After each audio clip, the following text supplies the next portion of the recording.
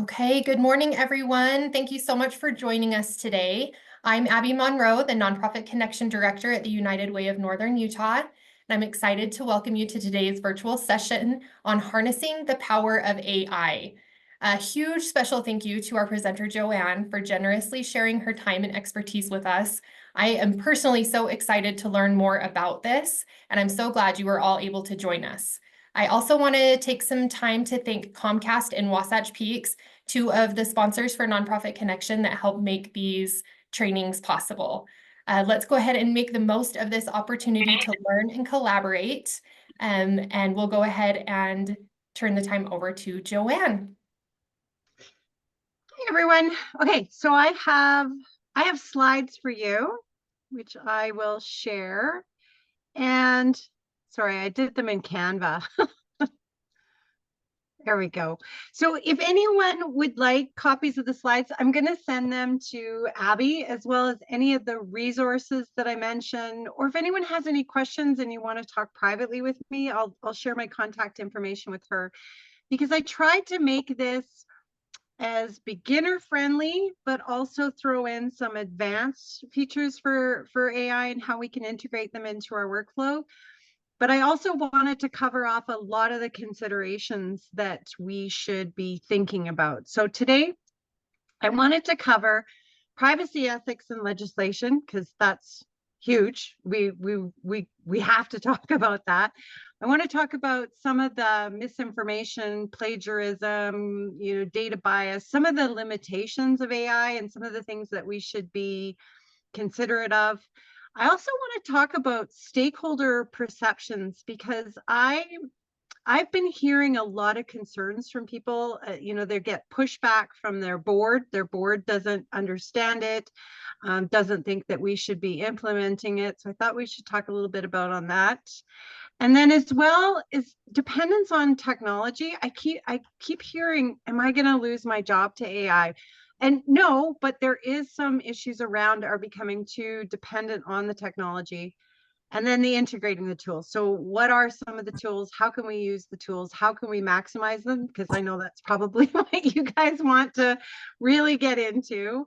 And then I think we should also talk a little bit about developing our AI policy, because really our AI policy is going to outline all of these things that we just talked about. So I want to start first with some of the benefits of AI. So enhancing our fundraising. Now, I have done this for myself. I looked at my workflow and looked at all of those areas where I could reduce some of the time and effort by incorporating AI into it. So obviously, it's going to save us time. It's also going to allow us the ability to upskill in certain areas. So I have a client that is a beautiful example of this, how he is fantastic at those face-to-face meetings. He could do all the prospecting. I mean, he's an amazing fundraiser, except when you sit him down and ask him to write something. There, he just doesn't have that skill set. He can't build an emotionally charged, engaging piece. So AI really helps him in upskilling. Maybe it's math. Maybe it's looking at your donor database and not really being able to understand who would make good monthly donor prospects. So there's a lot of areas where it's going to allow us to upskill. And even operationally, it's going to give us the ability to, maybe do easier budgeting. There's all kinds of neat little tools. There's one that I love, which will sit in a meeting with me, record the meeting, and then spit out the minutes afterwards. So I'm not trying to focus on what's going on in the meeting, frantically taking notes, and then sitting down and having to retype it out. So there's lots of these little tools that can really help us out operationally. And then even better programming. So I have a client that they have online technology. They're an online learning platform for when you finish addiction recovery. So you finish treatment, and now you need to, there's research that ties into employment. And so they help people coming out of addiction treatment find employment. So we're building a resume builder as part of their online platform. So even their programming is becoming better thanks to AI. So with all these innovative solutions and all these opportunities, and I've just covered a few of the benefits, but we also have a significant reduction in cost and in our staff hours by being able to incorporate pieces of AI into our workflows. So I want to just take us down a rabbit hole for a second and explain a little bit about what AI is and the types of AI that we're going to cover today. And how this is going to help us is if we understand a little bit about what it is, what the benefits are, and what the limitations are, it will help us in addressing stakeholders or getting board buy-in for being able to implement some of these. So AI basically lets machines and computer systems simulate human intelligence processes. And the AI is everywhere. So this is just an example of some of the new platforms that are coming out. If you have a problem, chances are there's an AI that's going to help you solve it. But not only are all these new programs and apps and platforms coming out, it's also beginning to be baked into some of the stuff we're already using. So things like even MailChimp and all of the programs we're already using are beginning to incorporate AI into them if they haven't already done so. So it's already out there. It's in a lot of the things we use. It's in our Alexa. It's in our Netflix, in the recommendations. It's in chatbots, in spam filters, in fraud detection, in self-driving cars. And what all this AI has in common is it's narrow or weak AI. So it's trained to perform a certain task, and it cannot go outside of that task that it's trained to do. And you've heard people talking about how AI is going to take over the world.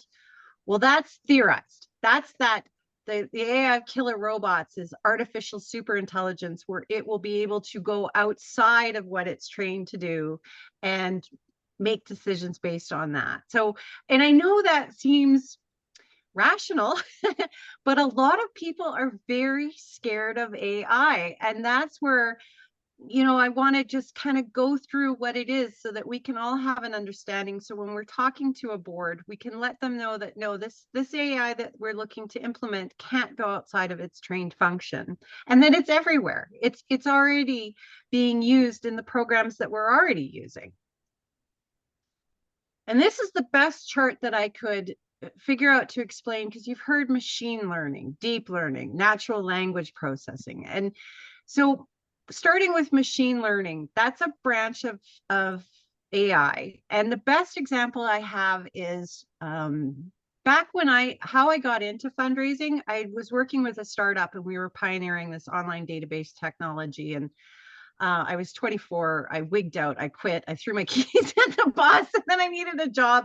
So I went and worked for my aunt who was working for a nonprofit. Now, the point of what I'm trying to say is, so we built algorithms that would go into the database and retrieve information. Well, now with machine learning, you can build these algorithms that will make predictions based on that data.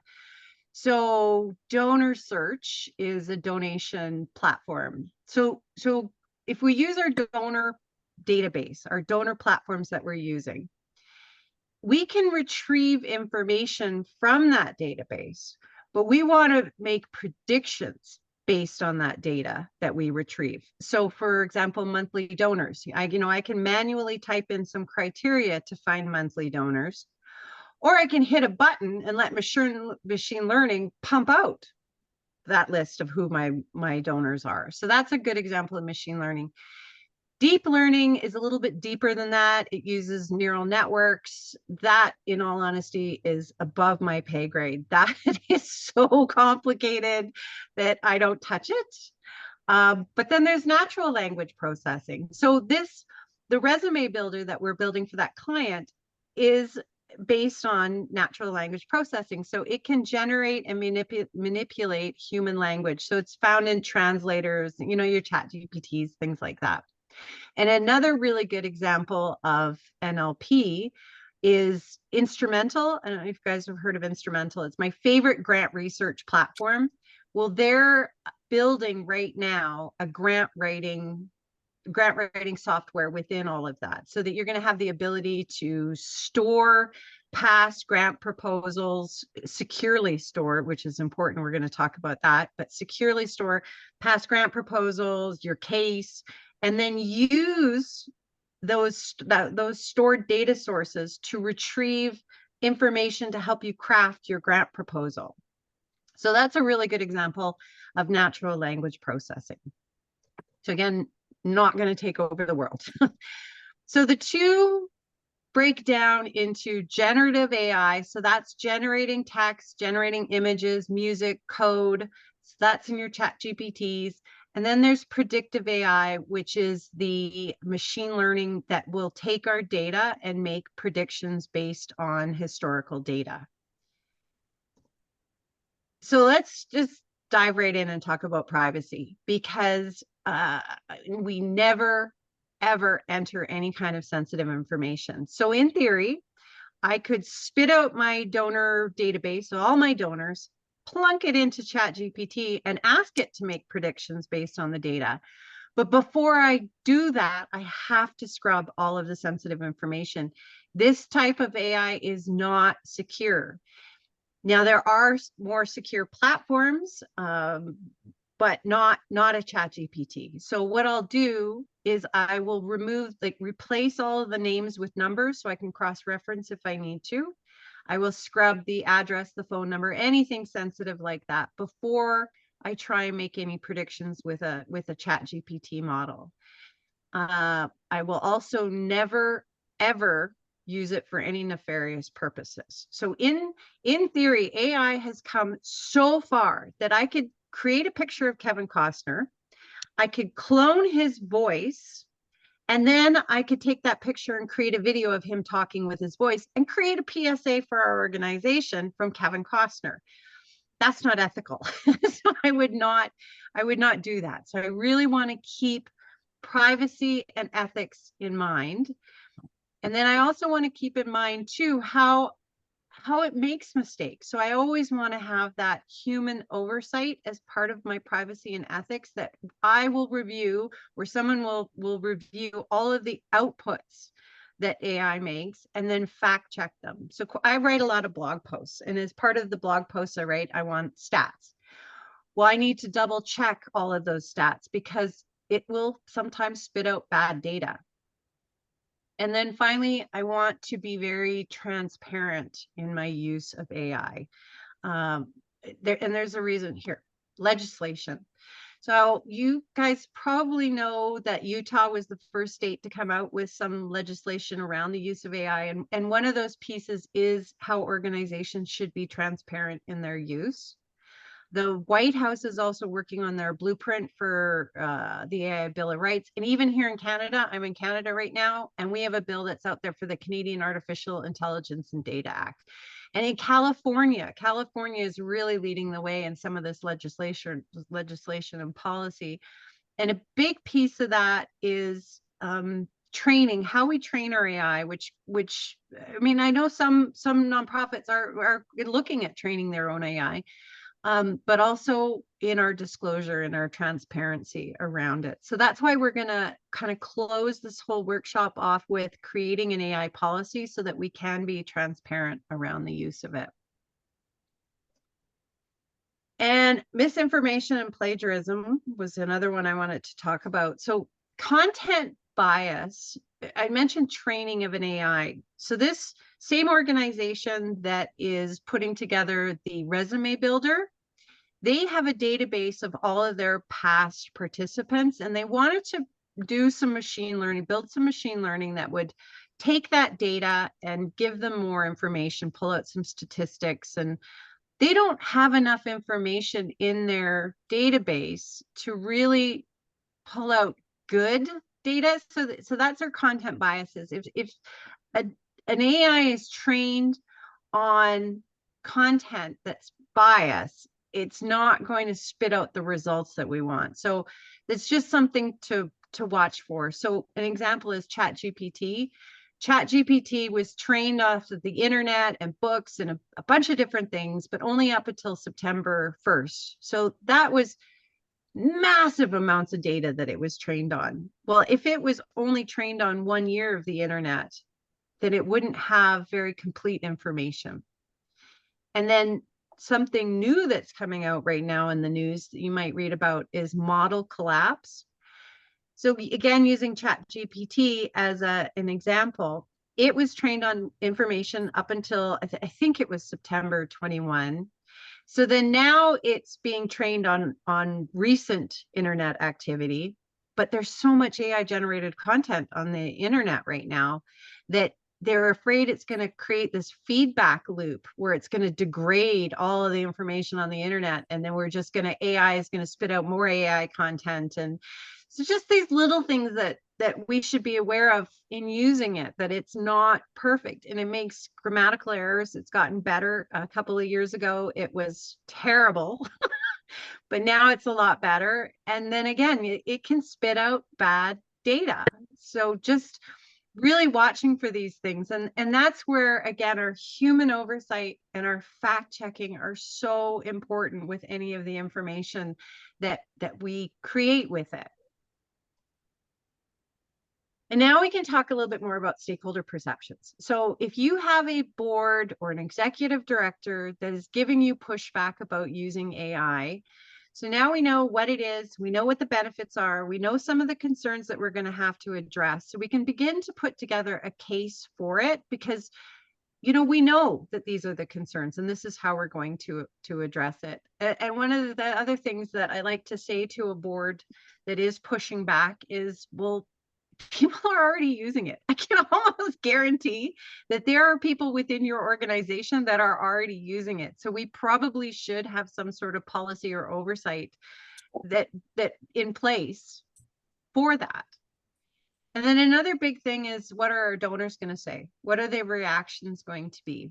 And what I like to do before an organization begins to implement AI is to do some polls, survey your donors, find out what their concerns are, host a town hall, but allow them the opportunity to voice their concerns. Because I've talked about a number of concerns here today. They might have concerns that I haven't even thought of. So really allowing them to have that voice, so that when we create our policies, we can address those concerns that our donors have. And then, as with anything, then they feel like they've got a voice in what we're doing, because donors are.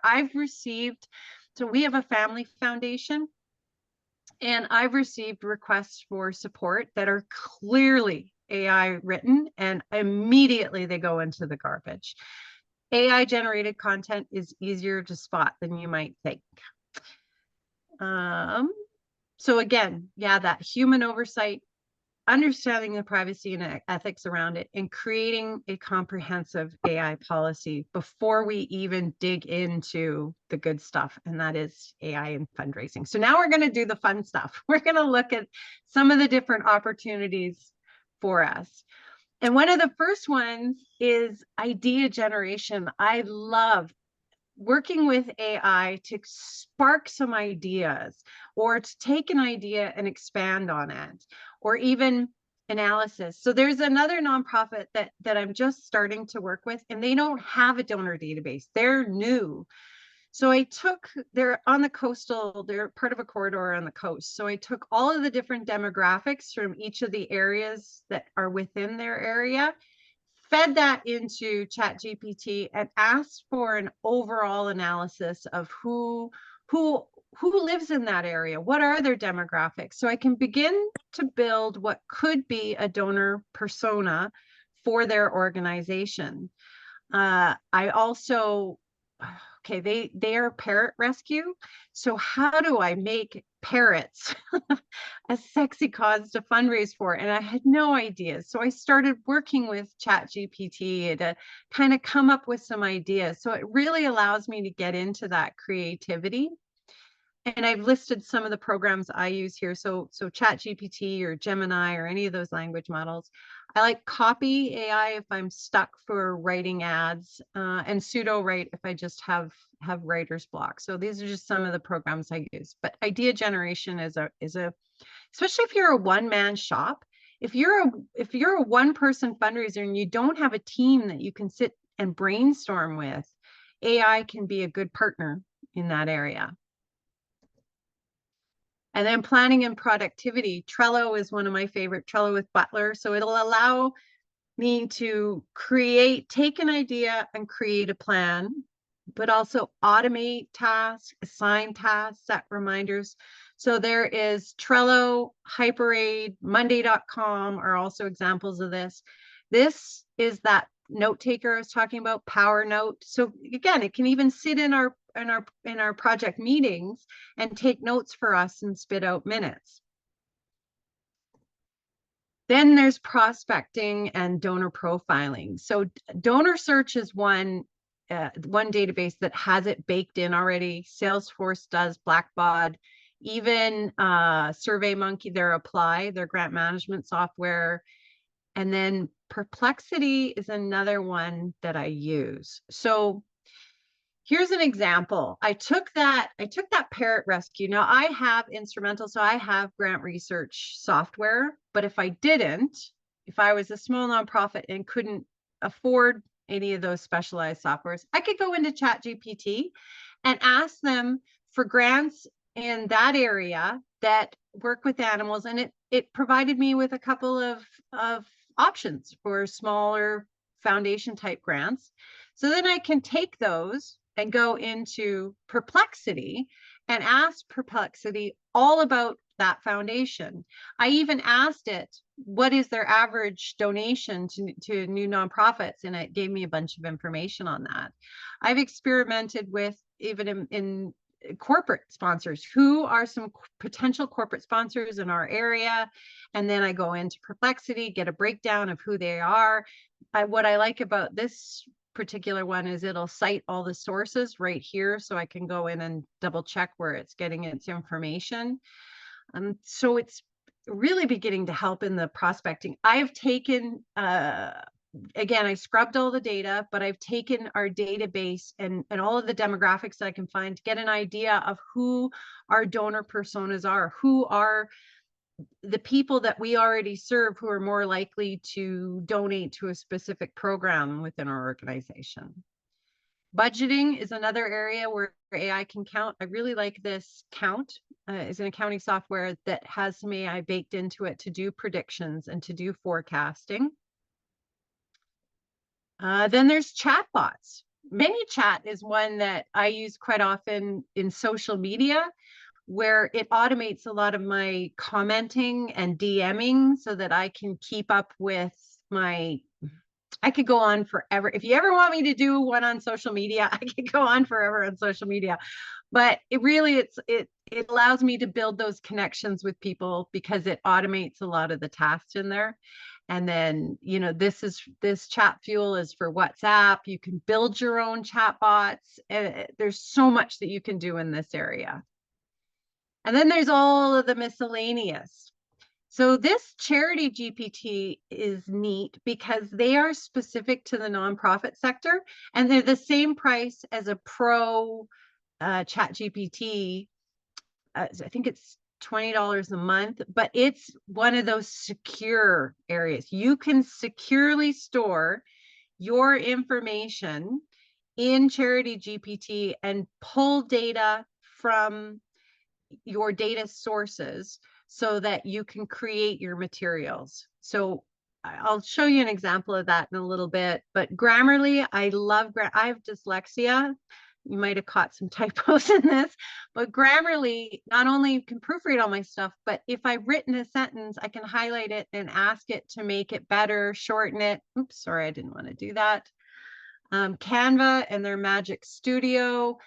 Canva also has a document writer that has AI baked into it. So, and Canva is free for nonprofits if you apply for their nonprofit program. But that's another one that has, not only can I create images with it, but I can create text and documents. Then we have all of the text to video creation tools that are out there. FlexClip, I've been testing that one where I just put in kind of a script of what I want it to say, and it spits out a great video that I can edit. I use Beyond, which is a cartoon animator. They've got an AI one where I can, again, just put in what I want the video to be about, and it will produce something that I can use.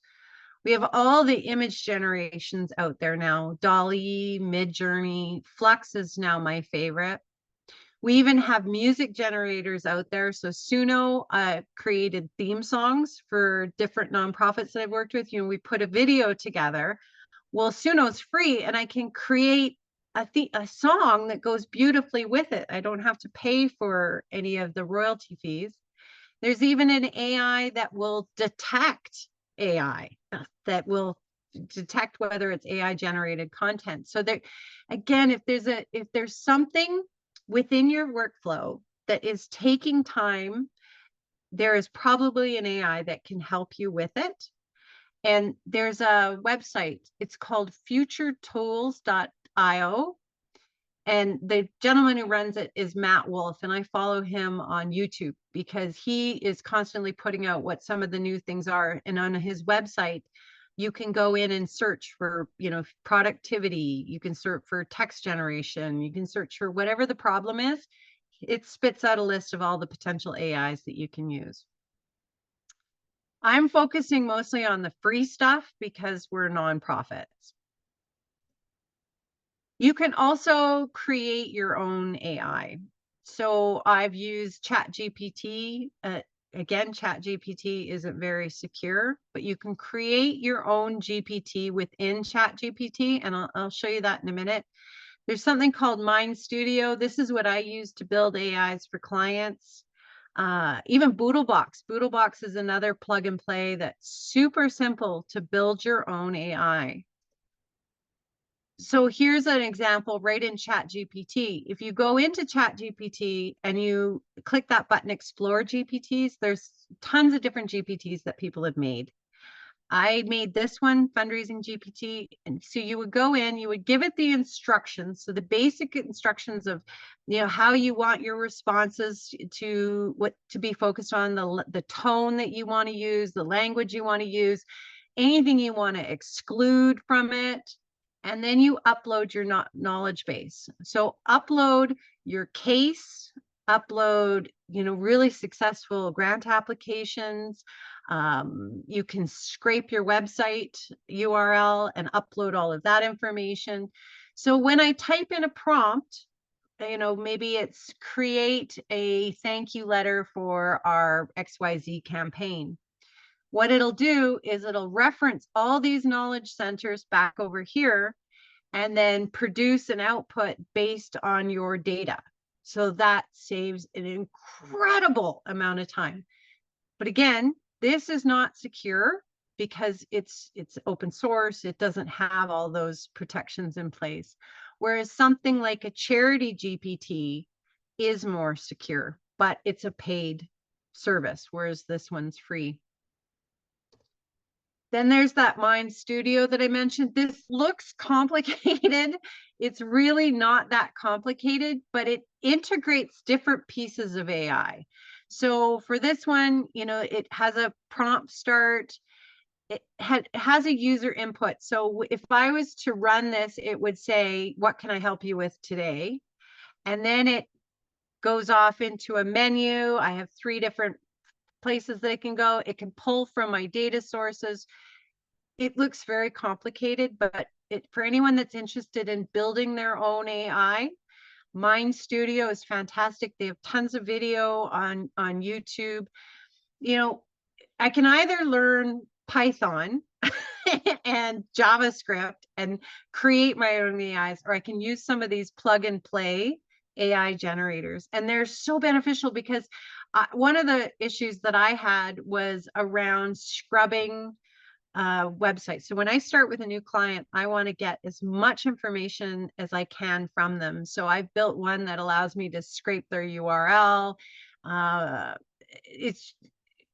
This is advanced, but for anyone that's interested in learning, I just thought I would throw that in there. You can also, I highly recommend this. You can also install your own AI on your computer, and it's really simple. So say there's a zombie apocalypse. All I need is a solar panel, which I have because I'm currently in Alberta right now, and I'm in our trailer and we have solar. That's all I need. Solar and a computer. I don't need the internet because I have now installed my own AI directly on my laptop doing this. This also allows me to run any secure information. So if I want to do a deep dive on a client's database, I can throw that in here and know that it's secure because it's not connected to the internet. This is just on my computer. So I went to this Olama site. You click download. It allows you to download for Mac, for Windows, for Linux. And then once I do, I go back up here, pick the models that I want and download those.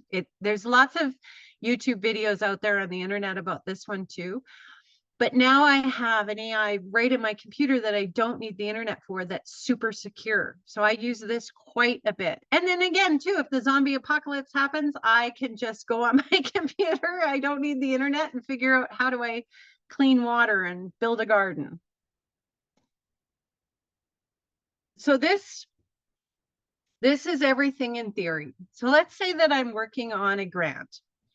Well, I could go into Claude or ChatGPT and look for prospects and foundations in my area. Then I can go into Perplexity, get more detailed information, or I can use something like Grantable that is a paid platform that has it all already in it.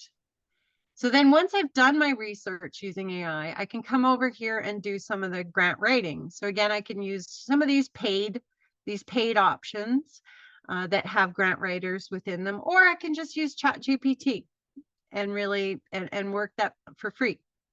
Budgeting, if I want to do some budgeting, I mean, I can use my QuickBooks, or I could use that Olama that I just showed you, where I can put in all of our financial data and make some predictions based on that in a secure environment.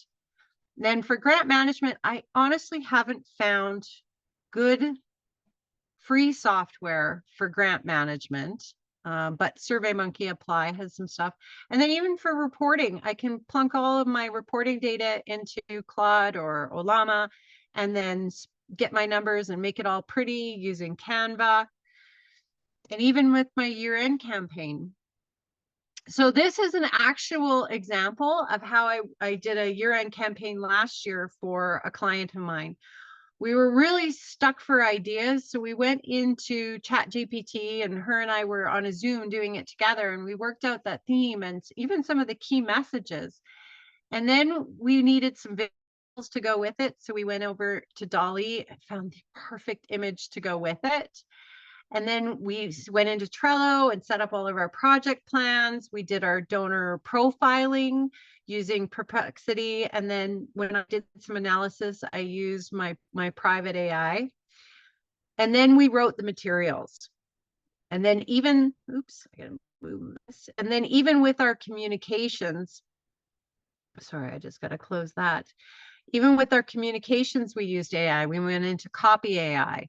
And then again, for the reporting, the thank yous, we used, for the thank yous, we use Canva, but Adobe also has some really good stuff. For the newsletters, we use Sender to go and automate a lot of that.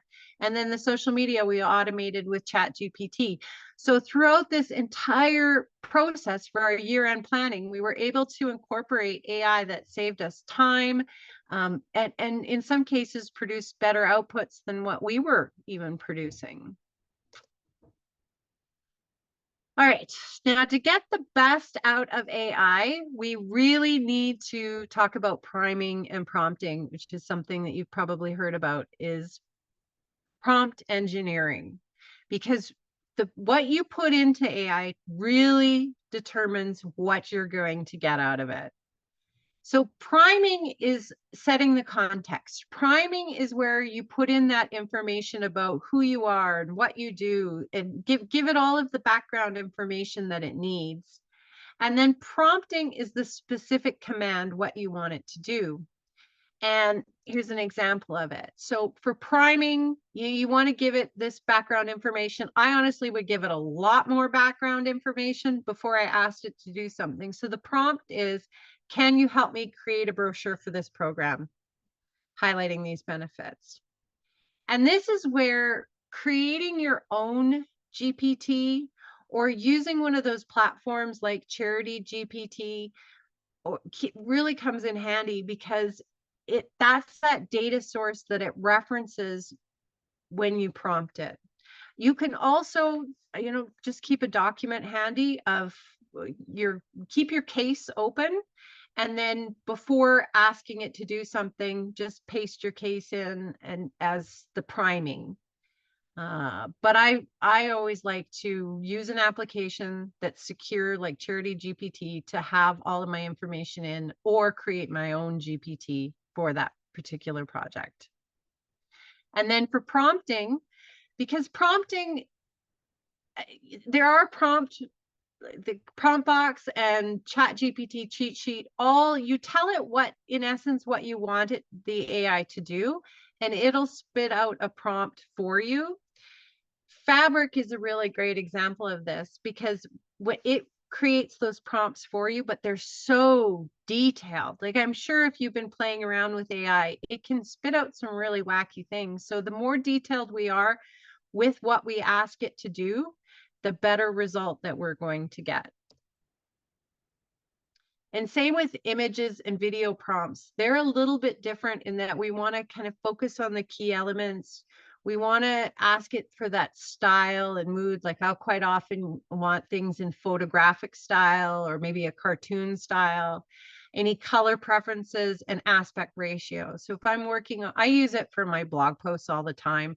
So I'll ask it for a 16:9 image. Well, here's an example, actually. I asked it for a 16:9 image in photographic style of a killer robot going crazy downtown, and this is what it put out. So it's capable of putting out some really intricate images, and even video.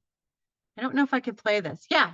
So I asked it to put birds flying, serene beach at sunset, and it created that. Now, AI video has a little ways to go yet, and I used Pika for that. Okay, now to get into a little bit around policy and transparency. So if we're using AI, the first thing I do in a policy is outline how we're using AI and what the benefits are. So I did an example of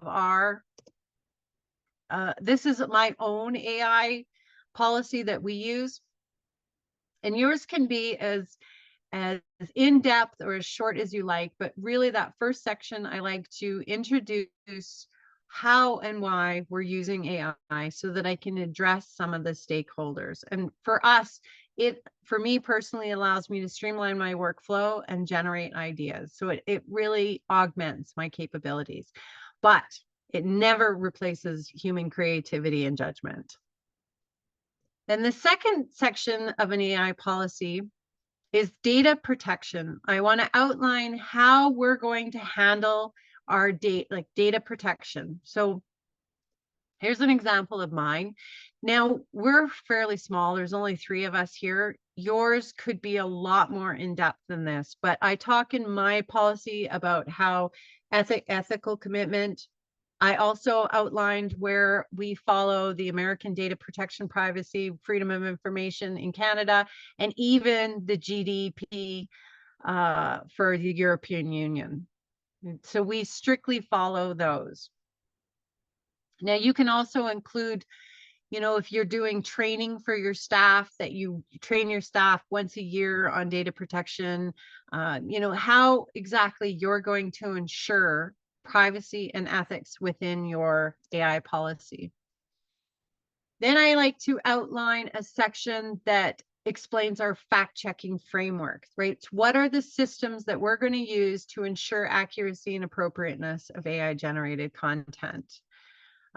Mine is super simple and short, but it basically is a promise that we do review, fact check, and refine all our outputs to make sure that it is very human-centric, which is part of our values. And then ethical use. I like to include a section with a commitment to ethical use. So here's an example of mine.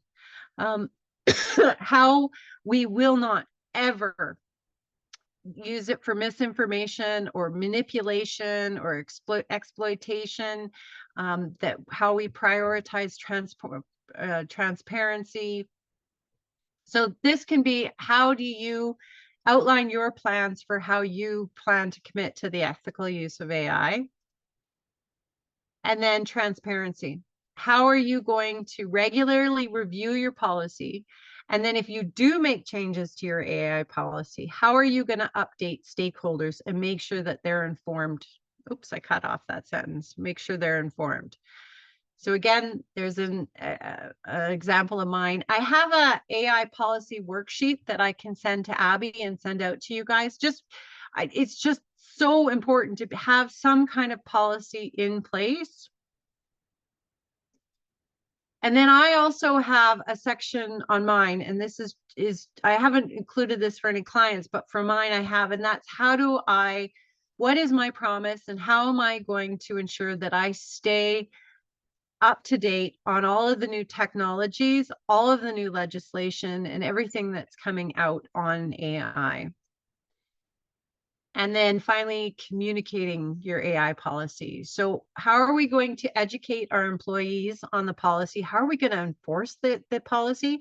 You might have a volunteer coordinator who's putting in volunteer information.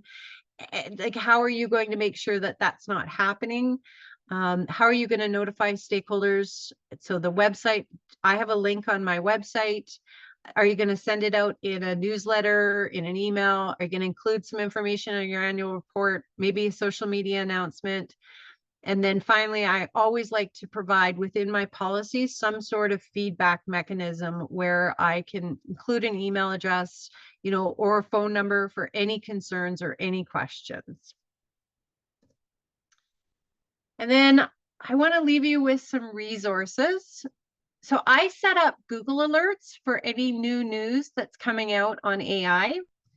I also follow a couple of gurus on YouTube, like Matt Wolf was an example. There is a fundraising conference that's coming up soon on, I think that's next month, the Fundraising AI conference, if you Google that. There's also AI in Advancement Advisory Council and the Ethics Lab and AI Impact Alliance. So these are all organizations that are really working at ethical AI. Or you can follow me. I put out a lot of information on AI, and we have a newsletter, and I like to include all of the new tips, tricks, and resources, because quite often there's new stuff that pops up. That Grantable was a new one that I found. So that was that. That was kind of quick, but do we have any questions?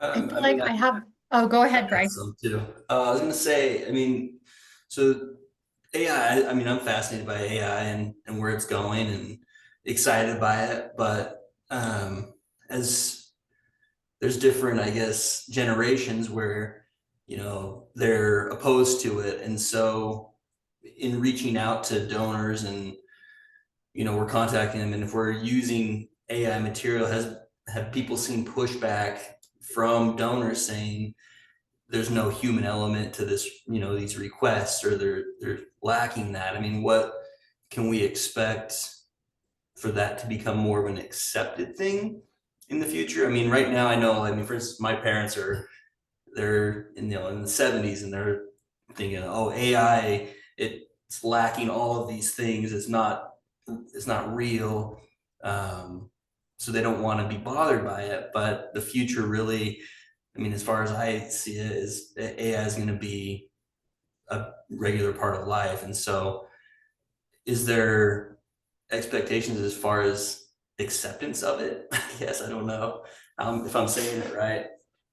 Yeah, and that's where, so having those town halls or addressing their concerns, and that the human oversight is there. That's part of what we do. We use AI to come up with the basis, and then we humanize it. Then we add our own stories, and it's never a solution. It's always just a tool. I would never spit out an AI generated request for support and send that out as is. That's just a basis to save us time on fleshing things out. And there are prompts like make this more emotionally charged, or make this more impactful, and that's where the upskilling is really nice, because I know a lot of writers who will write a case for support and you would almost think it's AI generated because it's very plain and very boring, very statistical, that their skill set is not adding that emotion to it. So we can go back into AI to add a little bit more, but we work with it as a tool. Yes, there's going to be donors that are going to kick back on it and not like it. But the point is that we never want our AI generated content to look AI, because we're humanizing it afterwards. Did that answer the question?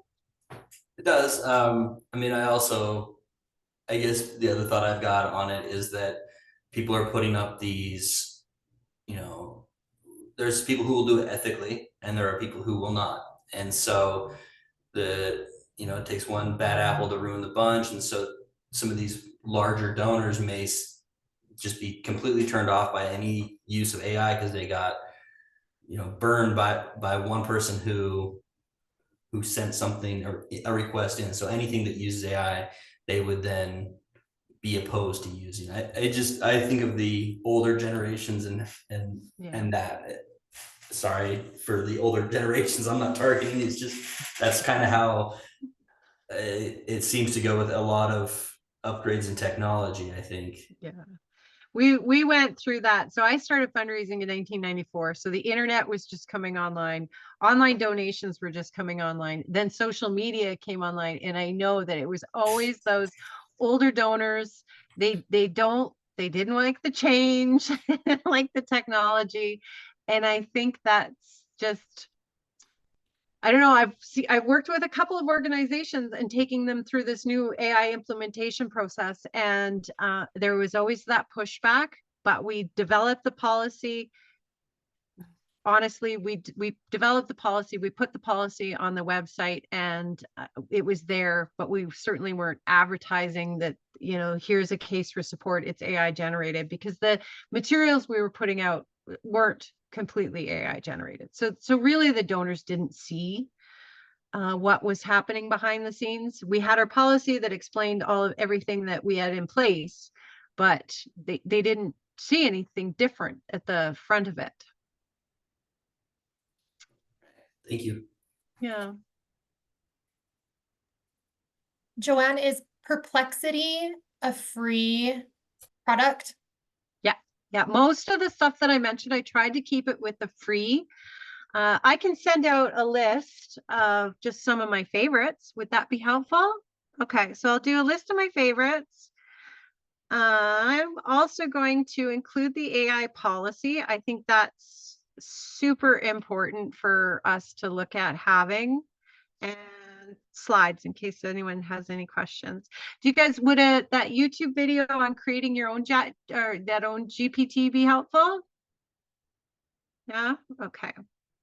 Just keeping in mind, it's not secure, but it sure helps. I've used it quite a bit too. When I work with a new client, if they're okay with it and they don't have any sensitive information in it, I'll take their case, I'll scrape their website, I'll take, all their program details, I'll put it into a GPT, create a GPT for it, and then it will help me write some stuff because I'm new to the organization. So it gives me a good starting point for writing for a new organization.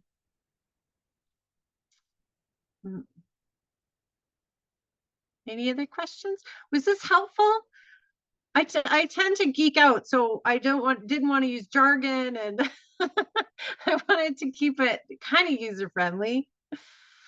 I think this was extremely helpful. There were some of those programs that you mentioned that I had never heard of. So I'm excited to get those slides. I was taking notes.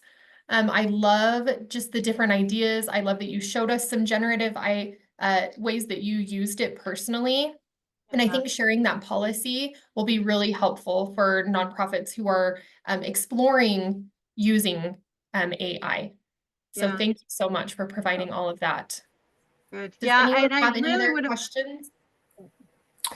I had a question. Steve Van Wagner here. Great information. I more of a visual learner, hands-on.